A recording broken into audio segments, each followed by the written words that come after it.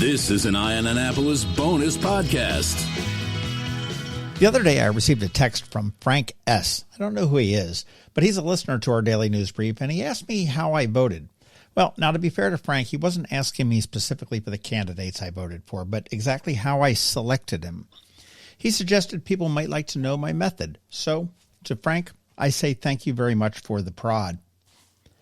All right, so here we go, and this may be a bit rambling, but hey, you get what you pay for. My mantra has always been to do your own research and vote for the best candidate for you. I have said that a number of times on the DNB, on ionannapolis.net, on our Facebook and Twitter feeds. So, how do you do the research? Before we get into that, I got to give you some background. I grew up in a conservative family, and they were pretty much all Republicans, except for my great Aunt Frances, I suspect. She was a little bit nutty. I registered Republican almost by default, but after my first few elections, and that's going back into the 80s, it dawned on me that pulling that R lever really made no sense because there are good people with different letters in their names. Ideologically, I am firmly in the center, but I lean to the right fiscally and a bit to the left socially. I think a lot of the COVID dollars were ridiculous when I hear that people bought private planes with the money and used the loans to fund long overdue renovations. That's the conservative side of me. Liberal side? Let's say the border. We need to welcome immigrants. It's what this nation was built on, what I'm related to, what you're related to. But we need to have a process to do it. We need to do it quickly, and we need a program to deal with the folks that are already here illegally quickly. I wish I had the answer to it, but way above my pay grade. But in today's world, there is no middle ground. Just look at most statewide and national races, and you'll see that there is generally a far left and a far right. So as Steelers Wheel might say, I'm stuck in the middle with you. Now, how I research and investigate. I am fortunate in that I know many of the candidates personally, and on occasion, some I consider friends, but that's not going to guarantee a vote. I read their websites. Yes, they are crafting their message there and putting themselves in the best light anybody would, but they're not likely to outright lie on them.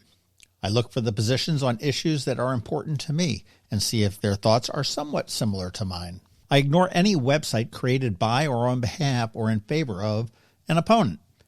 Here is where you're going to find the lies. The opponent has everything to gain by lying about another candidate and nothing to lose. Likewise, I ignore mailers. I'll tell you, if Photoshop charged politicians money for making candidates look ghoulish, they'd be able to give it to us all for free. One candidate will always be in full color, smiling and maybe kissing babies, and the other one looks emaciated, gray, and probably kicking a cat. I do attend debates in town halls, or I watch them online now. I watch how the candidates respond, and are they measured? Are they thoughtful? Are they respectful? Or are they antagonistic and evasive? I actually prefer the debates where the questions are taken from the audience and not cherry-picked by the sponsoring entity. We all have our biases, and if you attended the county executive debate a few weeks ago, you could see them pretty clearly. When you have an audience question, the candidates have no idea what's coming. Do you wear boxers or briefs? If we're dealing with an incumbent, I watch how that incumbent behaved while in office. Are they responsive? Are they transparent? Are they genuinely trying to do the best job? Have they kept any campaign promises? Have they explained why they haven't? I also trust my gut a lot. They say that you form an opinion on someone in about 30 seconds, and to a degree, this is true. If I find someone seems to be genuinely good, I will support them until and unless they give me a reason not to. In a candidate, I look for someone who honestly wants to help and is not a political climber. There's no room for dingleberries in politics. Sometimes you'll see the same name on the ballots time after time trying for some office. Any office. Please, just elect me. No, sorry, you're never getting my vote. Nor will you get my vote if you switch parties without a plausible explanation. This one is a bit controversial, but I will always break up a team or a slate with my vote. We see it all the time, and I'm going to use an old example. The ABC team, vote for Astle, and Claggett. Sorry, one of them needs to go. I want diversity in my leaders and not a bunch of drones that think alike. I want to know that my elected officials are reasonable and willing to discuss and argue the issues for valid reasons, not just because somebody has an R or a D after their name. Judges are a particularly tricky situation. They're supposed to run without a party designation, and then they team up as a slate. What is the common denominator? We don't really know. Is it their party? That's the likely thing. Is it their biases? Are they all members of Annapolis Yacht Club? Who knows? How fair would a trial for a man charged with DUI be if all the judges say we're on the board of MAD?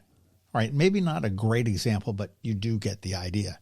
And finally, my gut comes into play a lot of times. I talked about the first impressions, but thanks to my dad, I will also judge a candidate by their ability or inability to look me in the eye when they're talking to me and the firmness of their handshake. I do realize that there is no candidate that will align with me 100%, and there is no way in hell I will ever run for office, hence the group text shared among two close friends. We say it's insurance that none of us will ever run, or come out alive anyhow. I did vote early this year, and I did vote by mail. The first day I got the ballot, I returned it. I knew who I was voting for. And if you saw my ballot, you would see that I voted for Republicans and Democrats alike. And I broke up those slates and teams. After the last 6 or so years, I am looking for reasonable, and I don't think that's unreasonable. And that is a diss on the Republicans and Democrats. The center has left the room, and we are dealing with two extremes for the most part. As voters, it's our job to get out and vote for reasonable. Let's get together and see if we can't pull the sides in a bit closer, because if we do, I think we'll all be better off for it.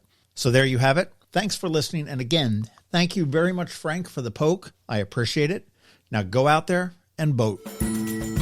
This has been a bonus podcast from Eye on Annapolis. Please visit us at eyeonannapolis.net. Follow us on Facebook at All Annapolis and on Twitter at Eye on Annapolis.